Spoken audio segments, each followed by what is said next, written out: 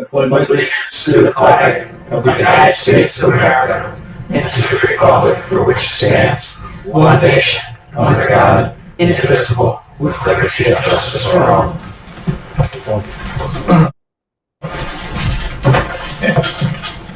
First up, I'd be looking for a motion.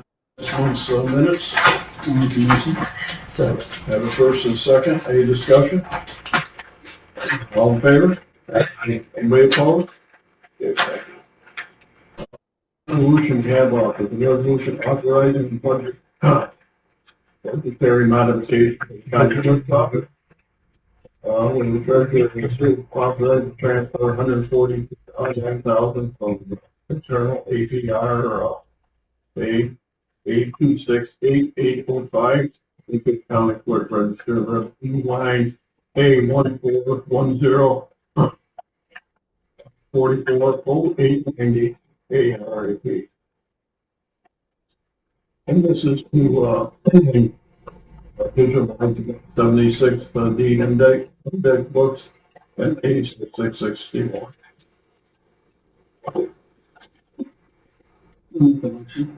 Okay, motion. Second. Any discussion on that? Yeah. Yes. Terry, talk a little bit about the security of the timeline action. So it's the same software that we have now that I'm in my office having.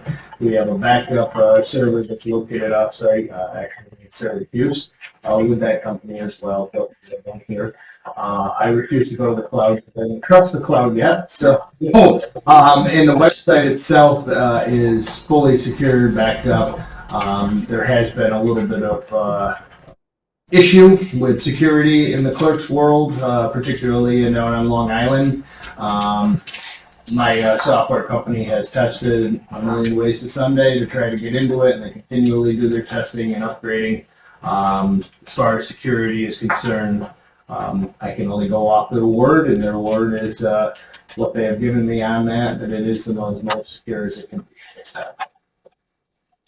And that is as far as identity fraud. Yeah. Any other discussion?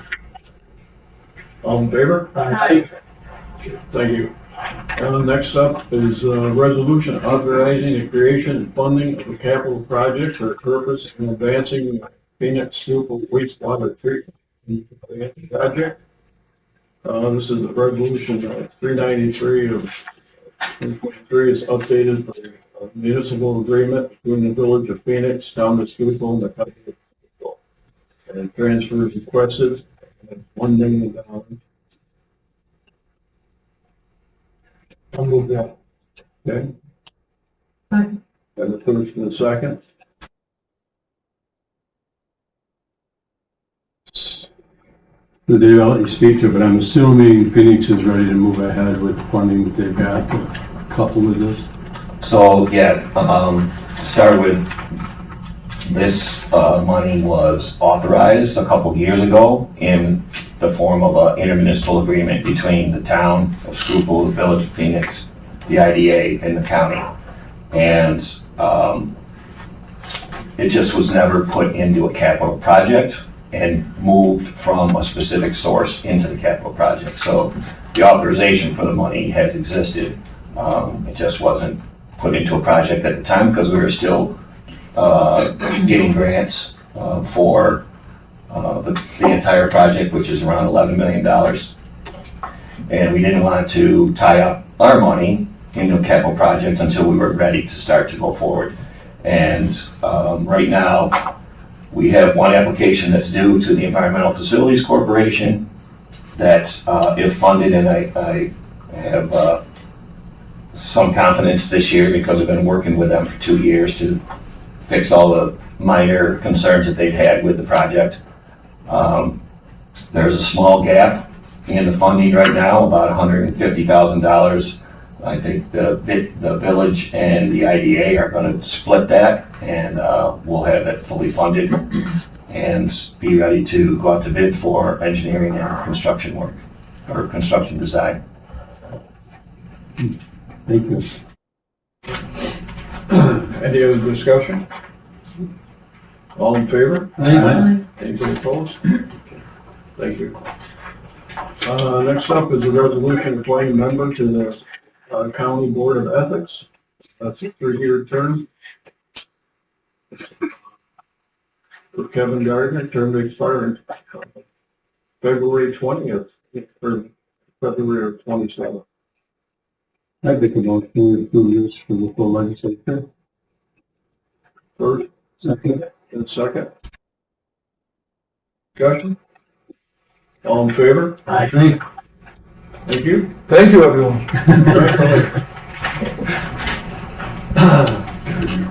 Next up, we have a resolution appointing members to the Oswego County Water Agency.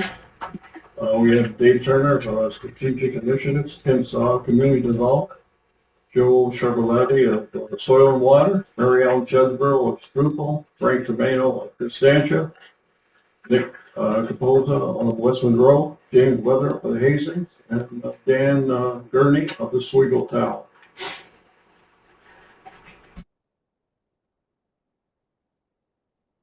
Make motion that we discuss. One second. We have first and second discussion on that? I just thought it was a good idea to add that fellow that you mentioned. Well, that's good, that can be done another day, so Okay. that's fine. All right. Any other discussion? All in favor? Aye. Thank you. Next up, we have a resolution authoring an increase in capital project 0524 for the purpose of providing adequate local share for the second New York State grant opportunity.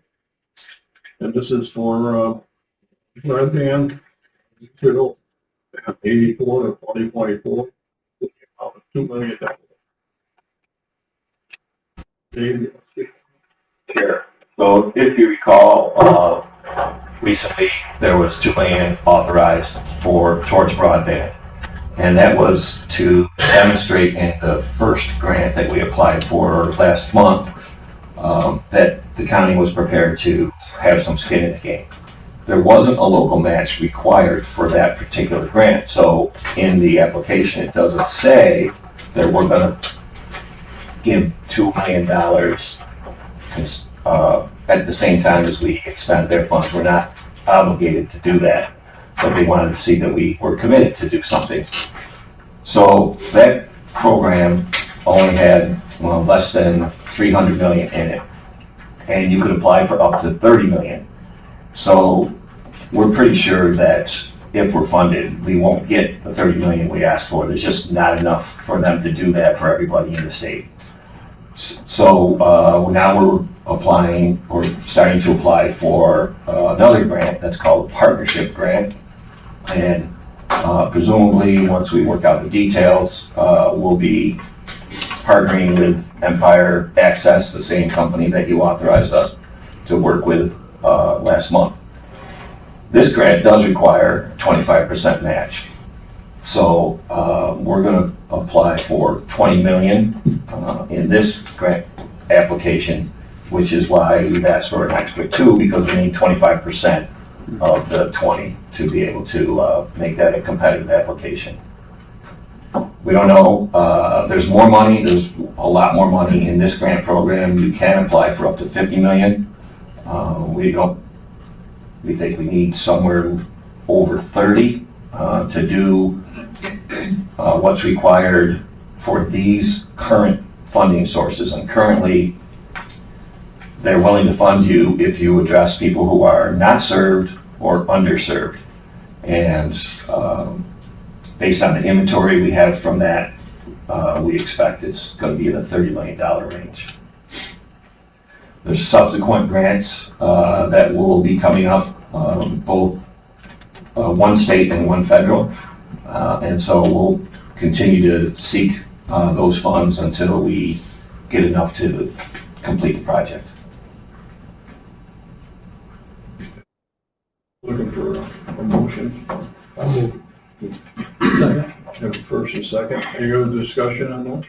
I will say that we have been contacted by a few of the towns, villages, and even one school district that said, hey, we don't have a lot of money, but, you know, we know the broadband's important. It's important to our residents, and, you know, we're prepared to give you something. I doubt that it'll exceed 50,000 between all of them because they don't have much to work with. But it was a great demonstration of their commitment to try to help out this project as well. If we fall short of getting that funding, that doesn't mean the 2 million, that just stays within the capital project, right? So it's going into the capital project to be used as local match for grants. Regardless. So we're going to ask for 20 in this grant. If they only give us 10, then we only have to put in 2 million, Right. not 4. So the rest would remain to leverage more money. Okay.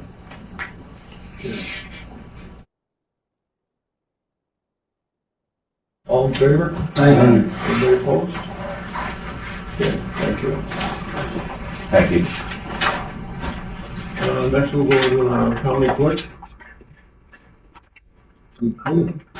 Well, thank you, Mr. Chairman. Just a couple updates from my office. The Record Center, you know, we've taken on our digitization project there with Laserfish, and we're moving right along. Right now, we're building templates and forms for each department that has to scan their documents in. Every department's a little bit different on how they're going to, what they're going to file in the Record Center digitally. So we're working on putting those forms together. I want to thank Greg Powell and his staff for his help on that, particularly Bob Brown, who really knows how to draft these templates and forms, and is working with my Director of Records Management on that. All of our training, for the most part, is complete internally. Now we're going to work with, begin our process of working with each department. We actually have a meeting set up with the clerk of the legislature on a slight program that's going to work for legislators, so you'll have access to, hopefully, to all of the resolutions, agendas, and minutes going back a number of years. So it'll make it a little bit easier for you folks to have access to records as well. In the end, it's really shaping up to be a great program, and we're moving in the right direction.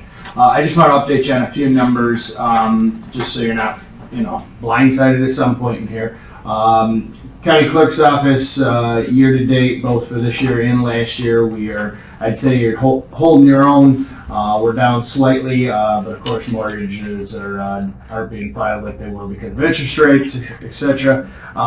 And in motor vehicle, we are down slightly when it comes to our dealers. We're actively adding new dealers that we're picking up for the courier service, but it's one of those things as well. Cars aren't moving like they were, you know, 3 years ago or so. Mm-hmm. So still working on it, but just wanted to draw your attention to that we are working on it. And as always, if you have any dealers that you come across that would like our courier service, please send them our direction. So thank you. Very good, thanks.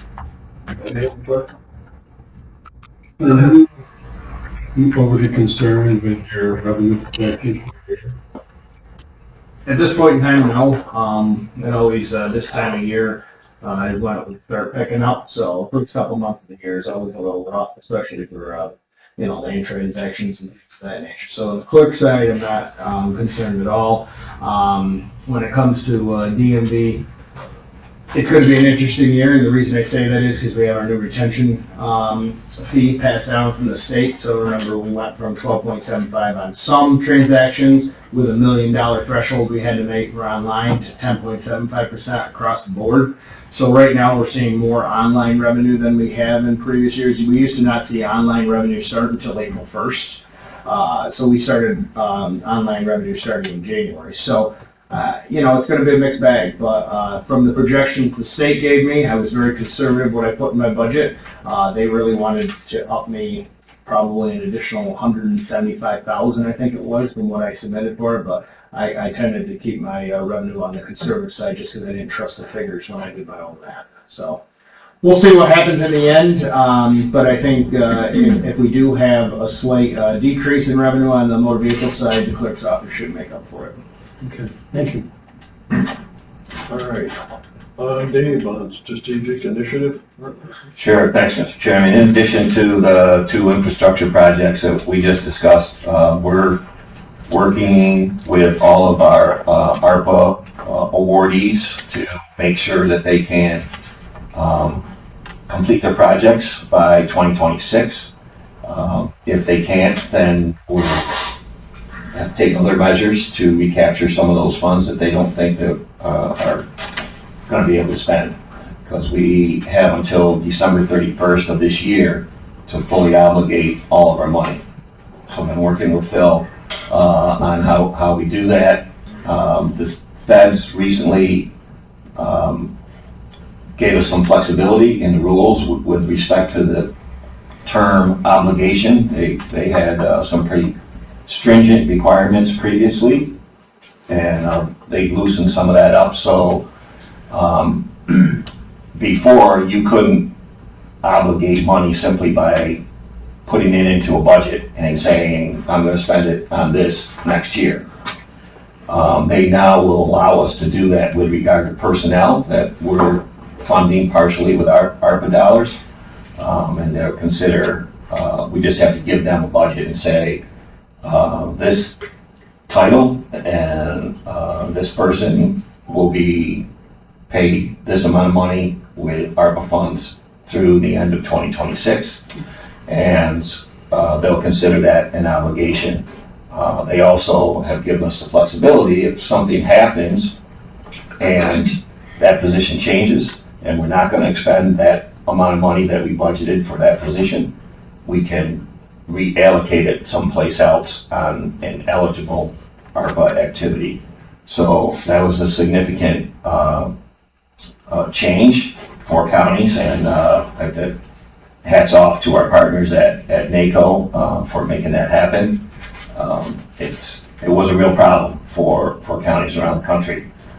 So we're checking right now. We're filing our first quarter report with the Treasury, and in there we have data about what everybody has done so far and what their progress is, and anything that's a red flag, we go out to talk to those folks about making sure they can fully expend their funds and complete the project that they had applied to do. We've had a couple of requests for minor modifications where people estimated costs for a certain part of their scope of work, and then the money, that part came in higher or lower than what they had estimated, and so we work with them to modify their budget to make sure that they get their project done and aren't held too stringently to specific items. So there's 4 items and 2 came in over and 2 came in under.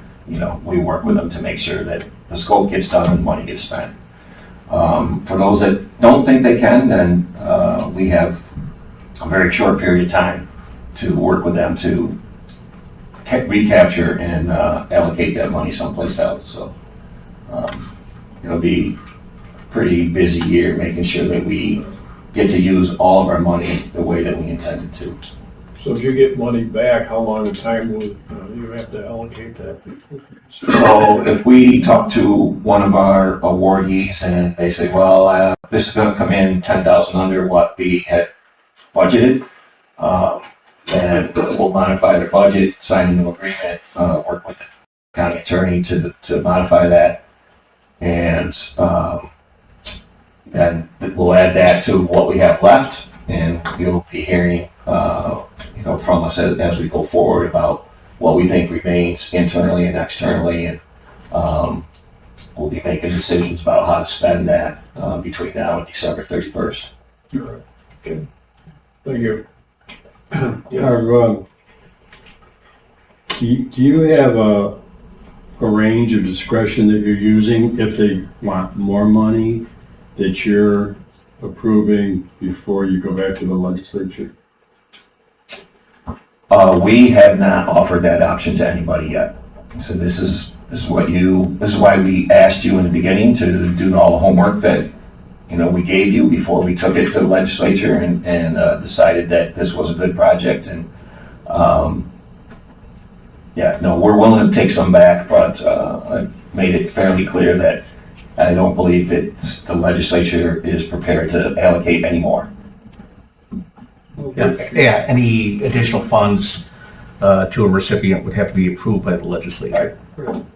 Okay.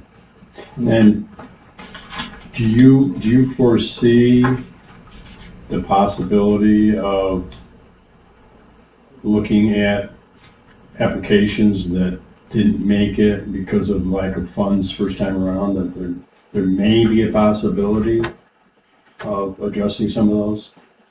We've had a few requests. One that you may be familiar with, the Village of Cleveland was seeking some funds, around $50,000, I think, to help with a wastewater project they have.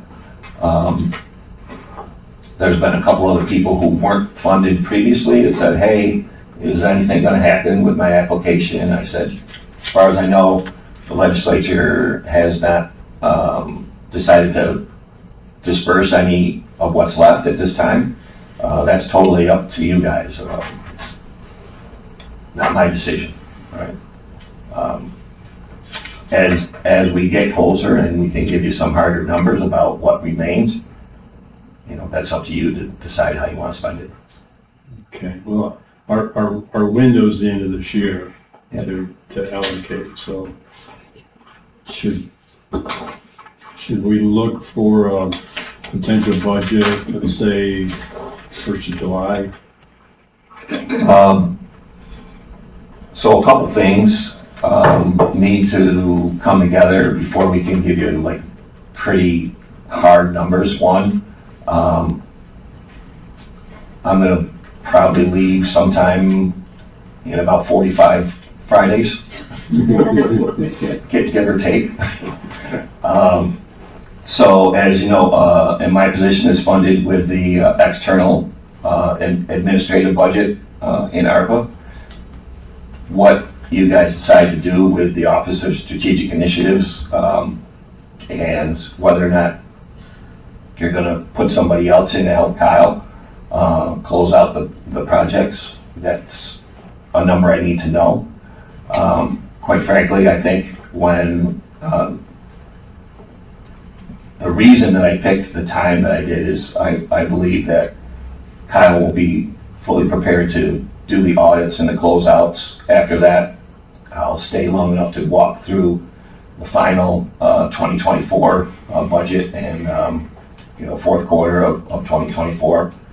And after that, it'll be a matter of auditing the awardees, making sure all the files are right, and closing out their projects. I don't think he'll need help to do that. But how you define the Office of Strategic Initiatives after ARPA money is over, that's up to you. If it becomes some kind of infrastructure committee or department, I think Kyle also is prepared to kind of shepherd the broadband forward. He's been extensively engaged with the state and federal government and all the broadband programs and wastewater things that I'm working on. Kind of transition to Mark Lombardo. My plan is that I'll have a smooth succession. So in my opinion, I don't think you need to put another entity funded with ARPA dollars into the Office of Strategic Initiatives. There are people in place to do those things. So as soon as we know what you decide to do, then I can give you a hard number about how much external money we believe will be available, because I have to submit that budget to the Treasury in January of next year to say, the administrative functions for 2025 and 2026 and the first half of 2027 are going to cost this, and we have to make that obligation to the feds in January of next year. So we've got 9, 6, 7, 8 months to figure that out for me. Yes, Dave, I was hoping you could give us an update on how that mailing turned out. Very good. Regarding the broadband, did you get any feedback from residents? Did you hear from? Kyle has cauliflower ear right now because everybody in the world called Okay, him. good. And we got a lot of good response. We documented it all. Quite frankly, the state broadband office was delighted at what we did, and we got good comments back from them, which I think will serve us well as they're reviewing our funding applications.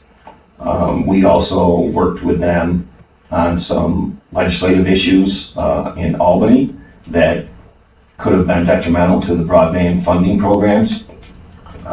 With Phil's help, we got NICE Act involved, and the measures were defeated.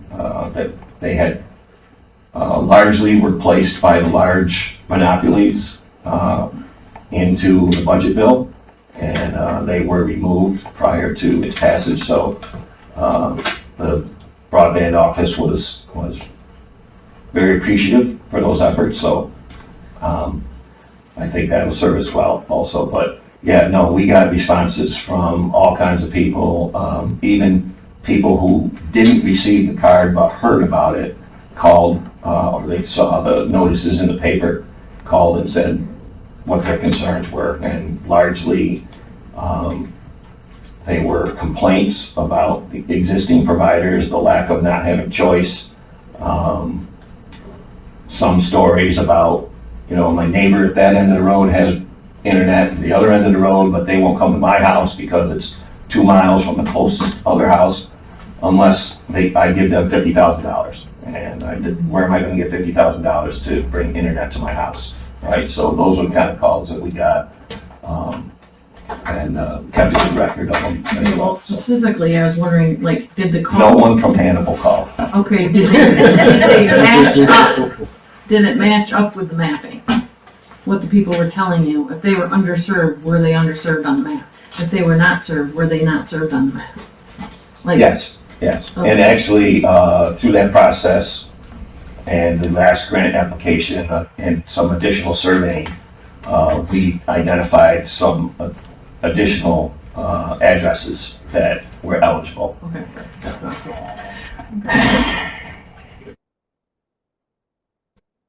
Thanks, Dave. Thanks.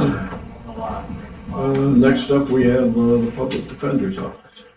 Our caseload standards, amount of cases we're taking in, we're up to about 1,600 since we started taking them last year. The ratio of what we're taking versus assigned counsel hasn't changed all that much. It's in that 85% range. I had a plan in front of ILS, see if they'll allow me to hire a team of part-time attorneys to try and start handling some of these arraignments. The arraignment system that currently has is very expensive. I'm thinking if I can 3 or 4 part-time attorneys and help handle that, will save a lot of money. Looking at funding from ILS and what you guys spend on salary and fringe, my attorney, a public defender attorney, costs you $38,000 a year. And that buys you 1,875 hours of legal work a year. That same amount of legal work would cost, if assigned counsel did it, cost you over $200,000. So it's important that we get attorneys in, even if we have to go a little over the matrix, because it is a great save. I do have an attorney starting today, which will help. I have an interview with another attorney, and I have 3 law students over the summer lined up to start working to help out. So that's where we're at right now. Any other questions? Okay, thank you. Next up, we have the assigned counsel. Thank you. So I think the $1 million question is what impact has the Public Defender's Office had on the assigned counsel program? So I ran a report from the data that we have with our database. I looked at assignments that we received from January 1st, 2023 through April 23rd, 2023. That number was 2,142. So the assigned counsel program had that amount of assignments to our attorneys during that time frame. I compared that to the same time frame, January 1st, 2024 to April 23rd, 2024. That number is 984. So if you do the math on that, we're at about 45% of assignments for the same time frame between when the public defender wasn't implemented and when the public defender was. So turning that into numbers, that's a little difficult because, as you all know, the rate doubled. Attorneys were earning $75 an hour, and April 1st, 2023, that number jumped up to $158 an hour. It more than doubled for misdemeanors. That was $60 an hour, and that also jumped up to $158 an hour. So there hasn't been a financial impact. If anything, it's maybe 5%. So to get that number low, we're going to have more, the public defender's office take more assignments. I think Attorney Lombardi and I are working together well to try to have them take over more assignments. Specifically responding to Attorney Lombardi about the arraignment system. I'm not sure if he's talking specifically about arraignments done at night through the CAP program, but just so everybody's on the same page, the CAP program is fully funded through a grant to the end of 2025. I don't see them necessarily taking that grant away. I think that grant will be extended, but through December 31st, 2025, the CAP PM arraignment program is costing the county $0. Rachel, the figures you gave, that's just criminal courses, the criminal side, right? You're still 100% on the family courses. Yes, right? correct, correct. Thank you. Any other questions?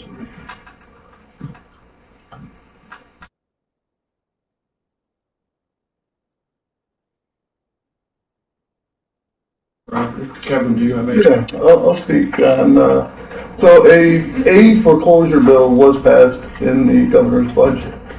It wasn't the foreclosure bill that we wanted, and I don't believe it was the foreclosure bill that the state wanted. So I think we went from a very good bill that we used in the past to a bad bill being suggested in the beginning, and then it got ugly towards the end of the budget process, and then they cleaned it up, and now it's just back to bad. So there were some modifications.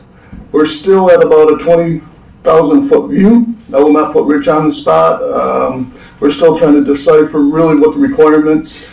It's pretty simple. There's not a lot more work, but there's more work to do to help the ones that are going into foreclosure.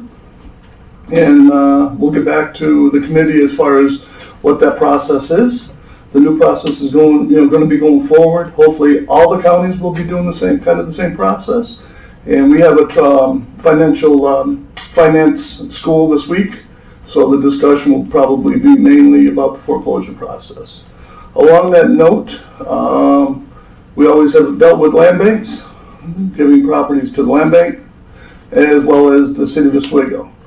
They're still out, they're unknowns, so as soon as we get a better definition, you may have resolutions in front of you next month. In regards, they'll go along with the buybacks that are going to be suggested from the auction. If you want to entertain, that process, we're still trying to, like I said, figure it out and decipher, make sure we're doing everything right. It's not a bad idea to do that this time, and let's see how it goes.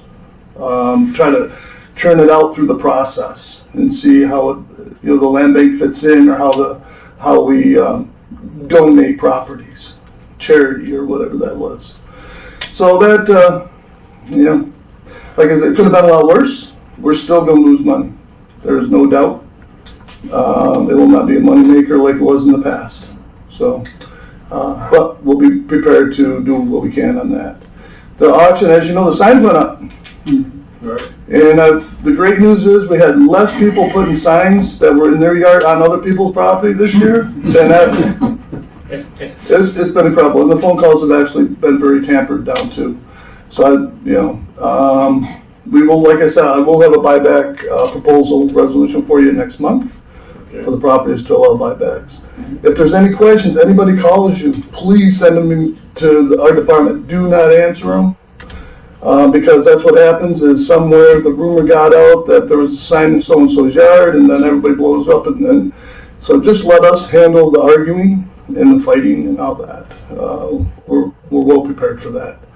Other than that, if you have any questions. Okay. What's that?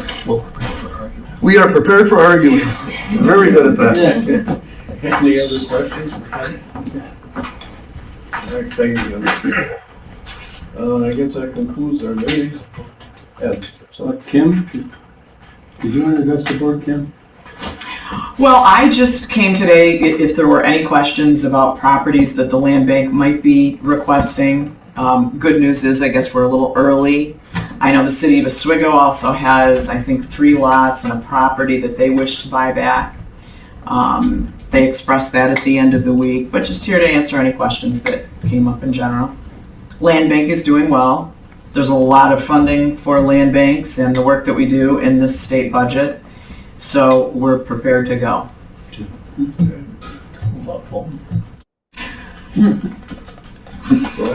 I'd like to make a motion to go into executive session and talk about a personnel matter with Rich.